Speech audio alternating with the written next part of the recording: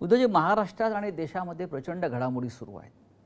जरी या घडामोडी आज दिसत नसल्या तरी जशा भूगर्भात काही हालचाली सुरू असतात किंवा पडद्यामागे काहीतरी नवीन पटकथा लिहिली जात असते, अशा पद्धतीच्या हालचाली या महाराष्ट्रात आणि या राज्याच्या बाहेर सुरू आहेत. आणि आज तुम्ही या पार्श्वभूमीवर किमान 2 वर्षांनी मला असं वाटतं आपण भेटतो आहोत मुलाखतीसाठी आणि मन की बात जे आहे हे आपण व्यक्त करणार आहात. आज तुमच्या मनामध्ये काय भावना आहेत जी महाराष्ट्रात किंवा देशात जे तुम्ही पाहताय, मी तुमच्या मनातली बात काय आहे?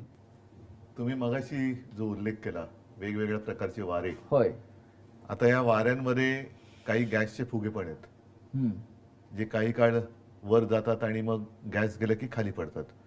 असे गॅसचे फुगे जे काय तरंगतात सध्या ते म्हणजे काय वारे नाही आहेत. आणि तुम्ही जो ठाकरे वाऱ्यांचा विषय काढला तर ठाकरे हे वारे नाही आहेत. आमची पाळं मुळं ही गेल्या कित्येक पिढ्यांपासून महाराष्ट्राच्या मातीमध्ये रुजलेली आहेत, खोलवर गेलेली आहेत. अगदी जास्त पिढ्यांचा उल्लेख नाही केला तरी माझ्या आजोबांपासून त्यांच्यानंतर शिवसेना प्रमुख मी आहे, आदित्य आहे, आता सोबत राज आलेला आहे. सदा सर्वदा ठाकरे म्हणजे एक संघर्ष, आणि हा संघर्ष मतलबी वाऱ्यांसाठी नाही तर समाजाच्या हितासाठी आम्ही करत आलोत.